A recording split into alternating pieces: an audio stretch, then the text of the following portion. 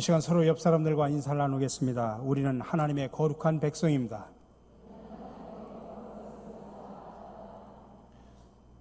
우리가 주일마다 신명기를 지금 강의하고 있습니다. 이제 벌써 7장으로 넘어왔습니다.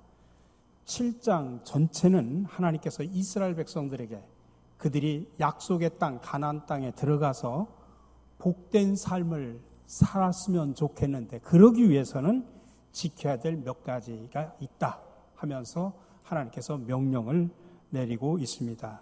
3가지입니다. 첫 번째로는 하나님의 택하심을 받은 거룩한 백성이라는 자의식을 확실히 가지고 살으라는 이야기입니다. 오늘 6절에서 8절에서 이야기합니다. 너는 여호와 네 하나님의 성민이라. 네 하나님 여호와께서 지상 만민 중에서 너를 자기 기업의 백성으로 택하셨나니 여호와께서 너희를 기뻐하시고 너희를 택하심은 너희가 다른 민족보다 수요가 많기 때문이 아니니라. 너희는 오히려 모든 민족 중에 가장 적으니라. 여호와께서 다만 너희를 사랑하심으로 말미암아 또는 너희의 조상들에게 하신 맹세를 지키려 하심으로 말미암아 자기의 권능의 손으로 너희를 인도하여 내시되 너희를 그 종되었던 집에서 애굽 왕 바로의 손에서 속량하셨나니. 지금 이스라엘 백성들은 하나님의 택하심을 받은 하나님의 성민, 하나님의 거룩한 백성이라고 하는 것입니다. 이 하나님의 거룩한 백성이 됐다고 하는 것은 놀랍고 특별한 은혜 아래에 있는 백성이 되었다는 이야기입니다. 그러나 그것은 이스라엘 백성들이 잘나고 자기들이 뛰어나서 하나님이 선택한 것이 아니다라는 이야기입니다.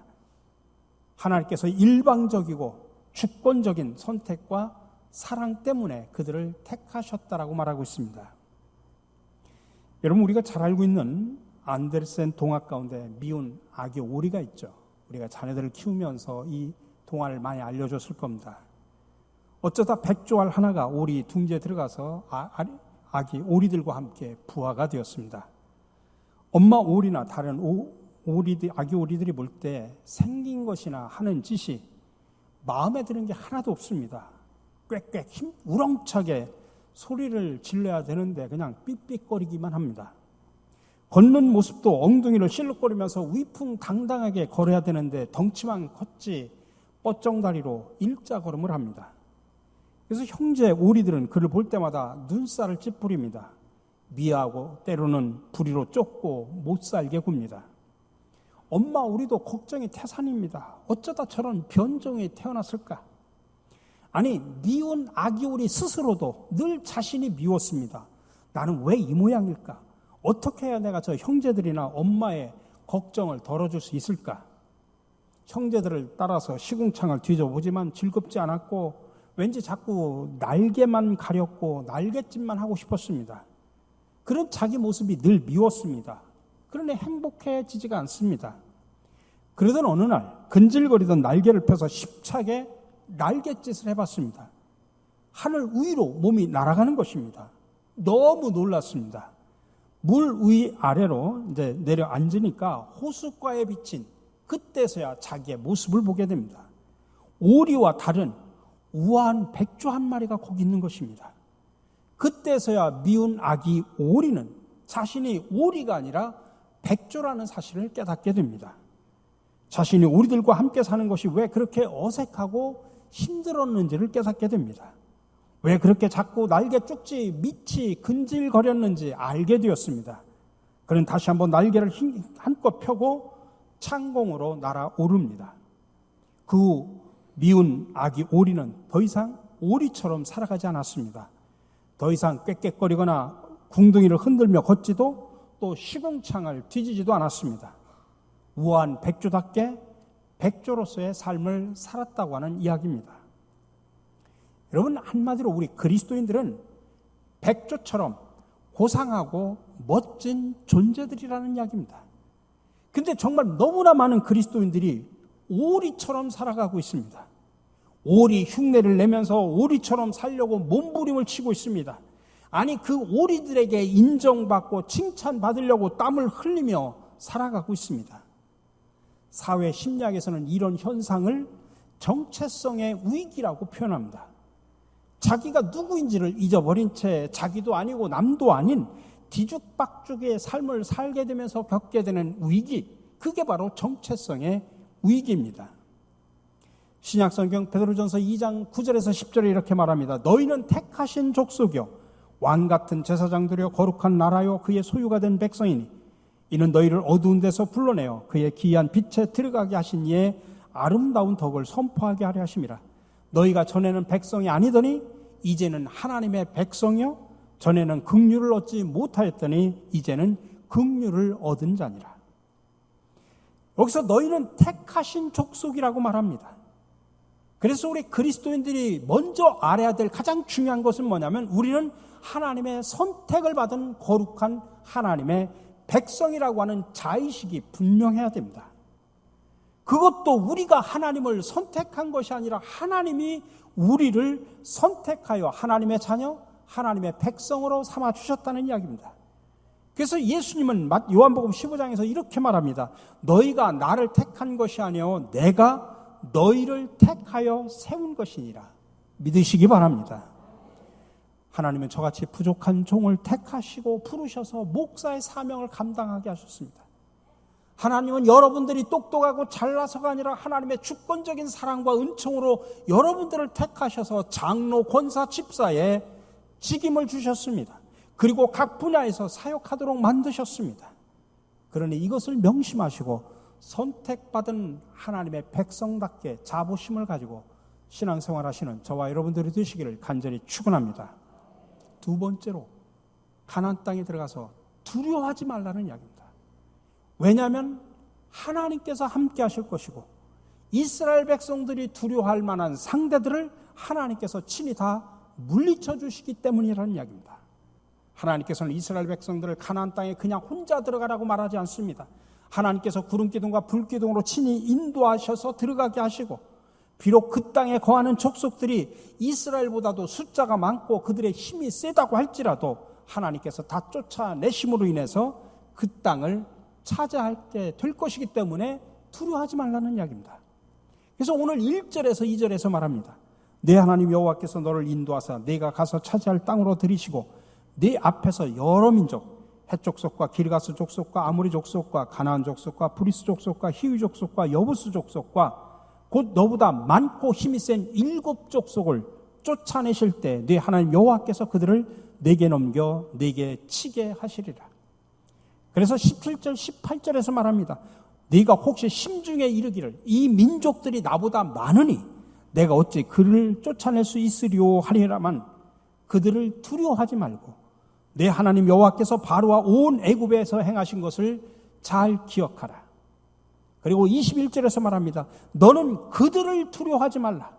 너희 하나님 여호와 곧 크고 두려운 하나님이 너희 중에 계심이니라. 그러니 두려워하지 말라는 이야기입니다. 그럼에도 불구하고 이스라엘 백성이나 우리는 현실에서 어려움과 난관을 부딪히면 많은 사람들이 두려워합니다. 근데 이 두려움이라고 하는 것은 우리에게 4가지 부정적인 결과를 가져다 줍니다. 하나는 우리의 잠재력을 마비시켜버립니다. 두려움을 갖게 되면 하나님이 주신 무한한 잠재력이 내게 있어도 그것을 쓸 기회를 두려움 때문에 잃어버린다는 이야기입니다. 그래서 나폴레옹 힐이라는 분은 이렇게 말했습니다. 공포는 모든 논리를 무력하게 하고 모든 상상을 파괴하고 모든 자신감을 꺾어버리고 모든 열성을 지워버리고 모든 의욕을 없애버리는 힘을 지니고 있다. 그리고 사람들을 나태와 비창과 불행에 빠뜨리고 만다. 두 번째로 두려움은 우리의 인간관계도 파괴시켜버립니다. 거절당하는 것에 대한 두려움, 무시당하는 것에 대한 두려움, 비난받는 것에 대한 두려움, 피해당하는 것에 대한 두려움, 이런 두려움 때문에 정상적인 인간관계를 갖지 못하도록 합니다. 그리고 세 번째로 두려움은 우리의 행복도 방해합니다. 대인공포증, 광장공포증, 고소공포증, 질환공포증, 죽음공포증과 같은 이 심각한 만성공포증 환자로 만들어서 우리의 모든 행복을 다 뺏어갑니다. 그래서 세네카는 두려움이 있는 곳에는 절대로 행복이 없다라고 말합니다. 마지막으로 두려움은 우리의 성공도 방해합니다. 심리학자는 세포드는 두려움이 나를 망친다라고 하는 책에서 두려움은 사람들을 수동적이고 소심하게 하고 늘 경계심을 품게 하고 불안하게 하며 자신이 없게 만들고 매사에 비판적이게 하여 자신을 망치게 해서 성공하지 못하게 한다고 말하고 있습니다. 자, 그렇다면 우리에게 많은 이런 부정적인 영향력을 끼치는 이 두려움을 우리는 어떻게 하면 극복하면서 살 수 있을까요? 윌겐 힐러라는 분은 늑대를 만났을 때의 비유를 통해서 두려움의 상대성을 이렇게 설명을 했습니다. 여러분이 혼자 숲속을 걷는데 갑자기 저 100m 앞에 굶주린 늑대가 나타났다고 생각을 해봅시다. 여러분 가슴은 막 덜컥 내려앉고 득에서는 막 식은땀이 흘러내릴 겁니다. 이때 두려움의 수치가 1에서 10까지 있을 때 어느 정도 되겠습니까? 10 정도 최고의 수치가 나올 겁니다. 근데 만약 내 손에 칼이나 창이 있다고 하면 숫자가 9 정도로 내려올 겁니다. 아니 만약에 내 옆에 동행자가 있다면 두려움 정도는 7, 8로 내려오겠죠. 만약에 또 내가 막 혼자가 아니라 한 5, 6명이 똑같이 무장을 하고 있다면, 내가 손에 창 대신에 총을 가지고 있다면, 또 내가 그 두려움 속에서도 탈출할 수 있는 자동차가 옆에 있다고 하면, 다시 말하면 자신을 방어할 수 있는 수단이 많으면 많을수록 두려움의 수치는 서서히 떨어진다. 획기적으로 떨어진다는 이야기입니다. 다시 말하면 방어 수단이 많으면 많을수록 우리가 가진 두려움의 정도는 그에 비례해서 줄어들게 마련이다라는 이야기입니다. 이 이야기를 오늘 말씀으로 적용을 하면, 여러분 우리가 믿는 하나님은 살아계신 하나님, 그리고 우리의 피난처가 되신 하나님이라고 고백하고 있지 않습니까? 그 하나님께서 말씀을 통해서 우리에게 얼마나 많은 방어 수단을 주셨습니까? 믿는 자에게는 능치 못함이 없다라고 말씀하셨습니다. 마태복음에서는 사람으로는 할 수 없으나 하나님으로서는 다 하실 수 있다. 야고보서에는 너희 중에 누구든지 지혜가 부족하거든 모든 사람에게 후히 주시고 꾸짖지 아니하시는 하나님께 구하라. 그리하면 주시리라. 마태복음 7장 7절에 구하라. 그리하면 너희에게 주실 것이요. 찾으라. 그러면 찾아낼 것이요. 문을 두드리라. 그리하면 너희에게 열릴 것이니. 그러니 우리는 하나님이 우리의 힘이 되시고 피난처가 되시기 때문에, 그런 많은 방어 수단이 있기 때문에 두려움을 극복할 수 있다는 이야기입니다. 하나님은 우리의 피난처만 되시는 게 아니라 힘이 되어 주신다는 사실 기억하시면서 어떤 역경 속에서도 두려워하지 않기를 간절히 바랍니다. 세 번째로, 하나님의 택하심을 받은 백성이 복받고 사는 길은 오직 하나님의 명령에 순종하는 것이다라는 이야기입니다. 오늘 9절에서 15절에서 말합니다. 그런즉 너희는 알라. 오직 내 하나님 여호와는 하나님이시여 신실하신 하나님이시라. 그를 사랑하고 그의 계명을 지키는 자에게는 천대까지 그의 언약을 이행하시며 인애를 베푸시되, 그를 미워하는 자에게는 당장 보응하여 멸하시나니 여호와는 자기를 미워하는 자에게 지체하지 아니하시고 당장에 그에게 보응하시느니라. 그런즉 너는 오늘 내가 네게 명하는 명령과 규례와 법도를 지켜 행할지니라. 너희가 이 모든 법도를 듣고 지켜 행하면 네가 복을 받음이 만민보다 훨씬 더하여. 여러분, 성경은 처음부터 마지막까지, 창세기서부터 요한계시록까지 일관되게 우리에게 요구하는 것이 뭐냐면 하나님의 말씀에 순종하라, 하나님의 말씀을 믿고 지켜 행하라 라고 하는 것이 일관되게 나오는 이야기입니다. 에덴 동산에서의 불순종은 우리로 하여금 생명나무로 가는 길을 막아버렸습니다. 그러나 요한계시록의 순종은 그 길을 다시 회복시켜 줬습니다. 로마서에 서서 말하죠. 한 사람 아담의 불순종으로 전 인류에게 불행이 왔고, 한 사람 예수님의 순종으로 모든 인류에게 구원과 행복이 온 것입니다. 여러분, 우리 주변에 같이 신앙생활을 하는 사람들을 가다 보면 열심히 교회 다니고 열심히 신앙생활하고 신앙의 연수도 깊은데, 어느 날 갑자기 신앙생활을 하지 않습니다. 교회를 떠나버립니다. 하나님과 동행하던 많은 사람들이 왜 갑자기 그렇게 격길로 빠질까요? 여러 가지 이유가 있을 겁니다. 사람 때문에 상처를 받았습니다, 어설펐습니다 하면서 다양한 이유를 댈 수 있지만, 가장 밑에 근본적인 것은 불순종 때문에 그렇습니다. 하나님의 말씀에 대한 불순종입니다. 그렇기 때문에 순종은 우리 신앙생활의 출발점이자 최후의 목표란 사실을 아셔야 됩니다. 그러니 여러분, 순종하는 만큼 닫힌 인생이 열린 인생이 되는 줄로 믿으시기 바랍니다. 내가 말씀에 순종하는 만큼 적자 인생이 흑자 인생으로 변화됨을 믿으시기 바랍니다. 내가 말씀에 순종하는 만큼 패배 인생이 승리 인생으로 바뀌는 줄로 믿으시기 바랍니다. 그러므로 우리 모두 하나님의 말씀에 항상 순종하면서 살아가는 복된 성도 여러분들이 되시기를 주님의 이름으로 간절히 축원합니다. 마지막으로 오늘 우상과 우상 숭배를 하는 족속을 없애라는 것입니다. 우리로 하여금 하나님의 명령을 지키지 않게 만들고 하나님을 잊어버리게 만들고 하나님의 진노를 일으키는, 그래서 결국에는 하나님의 백성들을 망하게 만드는 우상 없애라는 이야기입니다. 이 명령을 지키는 데는 관용이라는 게 없습니다. 단호하고 가차없이 해야 된다는 이야기입니다. 오늘 5절입니다. 오직 너희가 그들에게 행할 것은, 다시 말하면 이들이 가나안 땅에 들어가서 가나안 땅에 사는 7 족속들이 있는데 그들에게 행할 것은 이러하니 그들의 제단을 헐며 주상을 깨트리며 아세라 목상을 찍으며 조각 우상들을 불사를 것이니라.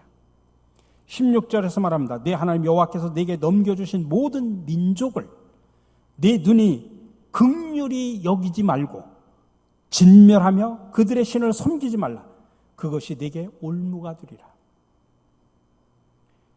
여러분, 드라큘라가 싫어하는 사람이 누군지 아십니까? 목이 더러운 사람이랍니다. 목이 짧은 사람.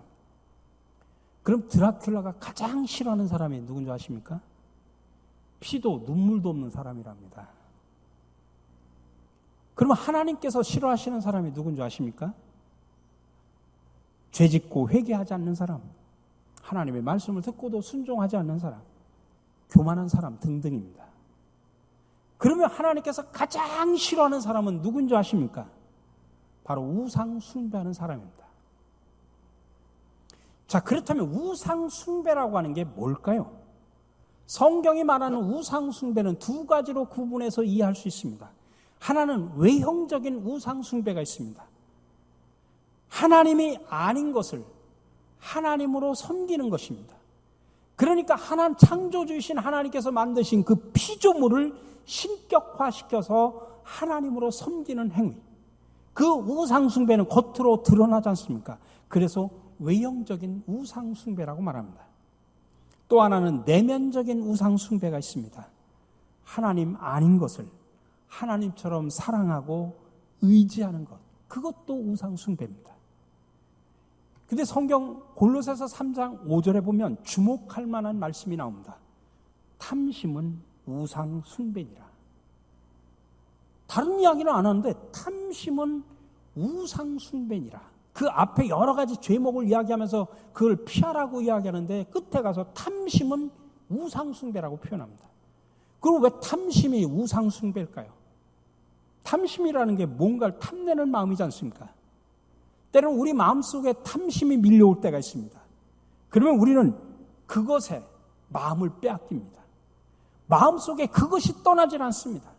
그러다 보면 그것을 차지할 수 있는 방법이 뭘까 계속 생각합니다. 때로는 나름대로 방법을 찾을 때가 있고 또 그것을 차지하기 위해서 뜻을 세웁니다.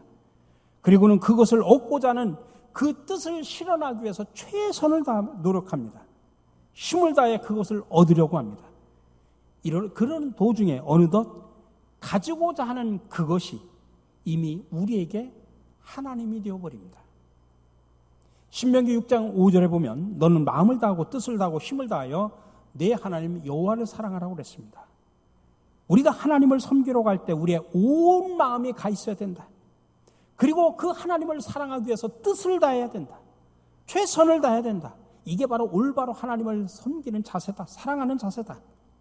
근데 우리 마음속에 탐심이 사로잡게 되면 하나님께 쏟아야 될 마음이 다른 무엇에게 가 있습니다. 그리고 하나님을 섬기고자 뜻을 세우는 대신 무엇을 얻고자 하는데 뜻을 세웁니다. 나가 하나님을 섬기는 일 대신에 그 무엇인가를 얻는 일에 힘을 다합니다. 그러는 도중에 겉으로는 내가 하나님을 섬기는 것 같지만 실제로는 얻고자 하는 그 무언가를 섬기게 되는 겁니다. 그래서 탐심이 우상 숭배라고 말하는 것입니다. 많은 사람들 보면 외형적으로는 신앙생활 참 잘합니다. 교회도 열심히 나옵니다. 교회 봉사도 참 잘합니다. 근데 내면적으로는 하나님보다는 그 무엇인가를 더 사랑합니다. 그래서 마음을 다하고 뜻을 다하고 힘을 다해 하나님 대신에 그 무엇인가를 더 사랑합니다. 그리고 그 무엇인가를 얻기 위해서 하나님 앞에 눈물로 기도하면서 도움을 청합니다. 아주 교묘한 우상 숭배죠. 그게 바로 내면적인 우상 숭배입니다. 신학자 폴 틸리라는 분이 있는데 그분은 우상에는 두 가지 특징이 있다고 그랬습니다. 하나는 매력이 있다. 참 우상에는 매력이 있어요. 그게 우상이 되려면 눈에 콩깍지가 씌일 정도로 사람의 마음을 잡아 끄는 매력이 있다. 또 하나는 힘이 있다는 겁니다. 그것이 우상이 되려면 누군가의 인생에 거역하기 힘든 영향력을 미칠 수 있는 힘이 있다는 것입니다. 우상들이 그렇게 매력이 있고 힘이 있기 때문에 많은 사람들이 끌리는 겁니다. 자, 그렇다면 우리가 이 우상 숭배를 어떻게 하면 피할 수 있을까요? 기도하고 노력하는 것도 중요하지만 두 가지를 잘해야 됩니다. 하나는 먼저 깨닫는 것입니다. 사람들이 우상 숭배를 하는 것은 한마디로 말하면 하나님을 모르기 때문입니다. 참 하나님이 누구인지 모르기 때문에 하나님 아닌 것을 하나님으로 섬기는 겁니다. 그리스의 철학자 가운데 플라톤이 국가라고 하는 큰 책에 보면 그 책 속에 동굴의 비유가 나옵니다. 플라톤은 인간이 왜 그렇게 어리석게 살고 때로는 정신적인 노예로 살아가는가 그 이유를 동굴의 비유를 통해서 설명합니다. 어릴 때부터 깊은 동굴에서 태어나고 자란 사람들은 그 동굴 속의 환경에 맞게끔 늘 적응하면서 살아갑니다. 동굴 밖을 한 번도 나가보지 못한 사람들은 이 동굴 안이 자신들의 유일한 생활 세계로 알고서 그 속에서 사는 것을 만족하고 자족하며 삽니다. 그러다 일부 사람들이 동굴 밖의 세계를 경험합니다. 처음에 밖에 싹 나가보니까 너무 빛이 들어서 보지를 못하는 그런 고통을 겪습니다. 그러면서 새로운 세계가 있다고 하는 것을 보고 놀랍니다. 그리고 다시 동굴로 돌아와서 이런 새로운 세계가 있다 정보를 전해줍니다. 근데 동굴 속에 있는 사람들은 감사하기는커녕 자신들의 안정된 생활을 질서를 뒤흔든다고 저들을 반동으로 몰아붙입니다. 그러나 그 중에 용기 있는 몇몇 사람들은 동굴 밖으로 나갑니다. 그리고 새로운 인생을 살게 된다는 이야기입니다. 여러분, 이 비유에서 보듯이 우상 숭배자들은 마치 영적으로 동굴 속에서 살아가는 것과 똑같습니다. 아직도 한 번도 참 하나님을 만나보지 못했기 때문에 하나님 아닌 것을 하나님으로 착각하고 속고 살아가는 것입니다. 여러분, 신약 성경에 나타난 위대한 인물 바울이 그랬다는 이야기입니다. 바울은 유대교가 가르쳐주는 교리가 참된 것인 줄 알았습니다. 율법 종교라는 틀 속에서 왜곡된 하나님의 모습을 참 하나님인 줄 알고 살았습니다. 그러니까 유대교라는 동굴 속에 갇혀 사는 거죠. 그러나 그가 다메섹으로 가는 길에서 부활하신 예수님을 만납니다. 마치 동굴 속에서 나왔던 사람이 동굴 밖에 찬란한 빛의 세계로 나온 것처럼 눈부신 영적 세계로 나온 겁니다. 그때 여러분, 바울의 눈이 멀었습니다. 도저히 앞을 볼 수가 없었습니다. 근데 그 눈에서 비늘 같은 것이 떨어지자 비로소 그는 새로운 세상을 보게 된 겁니다. 이로써 바울은 우상 숭배 동굴에서 빠져나오게 된 겁니다. 그렇기 때문에 우상 숭배를 피하려면 먼저 깨달으셔야 됩니다. 하나님이 참 하나님이라는, 참 신이라는 사실을 깨달아야 됩니다. 두 번째로 우상 숭배를 피할 수 있는 두 번째 방법은 하나님을 가장 사랑하는 것입니다. 우리가 우상을 숭배하는 것은 하나님보다 더 사랑하는 것이 생겼기 때문에 그렇습니다. 여러분이 눈에 보이는 불상이나 이런 걸 안 섬긴다고 해서 나 우상 숭배 안 섬긴다? 아닙니다. 여러분 내면 속에 수많은 우상들이 들어져 있습니다. 여러분 솔직히 한번 스스로를 한번 물어보십시오. 하나님이 여러분들의 인생의 몇 순위입니까? 1순위입니까? 아닙니다. 하나님은 2순위, 3순위, 4순위, 5순위로 이미 하나님은 내 인생에서 밀려나 있어요. 그러나 우린 아브람처럼 해야 됩니다. 내 자식이 아무리 귀하다고 할지라도 하나님보다 자식을 1순위로 놔서는 안 된다는 이야기입니다. 하나님을 더 사랑하셔야 됩니다. 여러분, 내 사업이 소중하고 내 학문이 소중하고 내 인기가 소중하고 내가 명예가 소중해도 하나님보다 그것을 더 사랑해서는 안 됩니다. 그러면 그것이 여러분들에게 우상이 되기 때문입니다. 그러므로 이제 우리는 오직 하나님만을 제1로 사랑하며 살아가야 됩니다. 내 삶 속에서 그 어떤 우상이 생겨나지 않도록 하셔야 됩니다. 나도 모르는 사이에 내 주변에 독버섯처럼 자라고 있는 우상들을 제거하셔야 됩니다. 사랑하는 성도 여러분, 오늘 우리도 예수 그리스도 안에서 하나님의 자녀가 되고 하나님의 거룩한 백성이 되었음을 믿으시기 바랍니다. 하나님께서 옛 이스라엘 백성들에게 살게 하신 그 가나안 땅에는 그들보다 더 많고 힘이 센 족속들이 살고 있었습니다. 아니, 그 7 족속들 뿐만 아니라 주변에는 애굽, 아수르, 바벨론 같은 그때 당시에 정말 강대국들의 속에서 이스라엘이 있을 수밖에 없었습니다. 그 가운데서도 이스라엘 백성들이 자리 잡고 살 수 있었던 것은 하나님께서 택하신 백성, 하나님의 거룩한 백성이었기 때문에 가능했습니다. 여러분, 오늘 우리 주변도 봅시다. 사악의 강대국, 정말 우는 사자처럼 우리를 삼켜먹으려고 지금 으르렁거리고 있습니다. 그들의 군사력, 그들의 경제력, 우리가 상대하기조차 힘듭니다. 두려움이 일어날 수밖에 없죠. 그러나 이때 하나님께서는 오늘 말씀을 통해서 우리가 사는 길을 분명하게 말씀하고 있습니다. 그 길은 하나님의 택하심을 받고 거룩한 삶의 부르심을 받은 하나님의 백성이라고 하는 자각이 있어야 된다. 그리고 어떤 상황 속에서도 두려워하지 마라. 하나님이 함께 하신다. 그리고 우리와 우리 민족이 복받는 길은 오직 하나님의 말씀에 순종하는 길이라. 그리고 우리로 하여금 하나님의 명령을 지키지 않게 만들고 하나님을 잊어버리게 하고 하나님의 진노를 일으키게 하는 모든 우상을 멀리하라는 것입니다. 여러분, 그럴 때 우리는 가나안 땅에서 또 새로운 세계 속에서 복된 백성으로, 복된 민족으로 살아갈 수 있다고 하는 것입니다. 그 복된 민족이, 그 가정이 저와 여러분의 가정, 우리 민족이 되기를 간절히 바랍니다. 오늘 마지막으로 6절 우리 다 같이 고백하며 우리가 마지막으로 읽고 말씀을 마치겠습니다. 너는 여호와 내 하나님의 성민이라. 내 하나님 여호와께서 지상 만민 중에서 너를 자기 기업의 백성으로 택하셨나니. 아멘.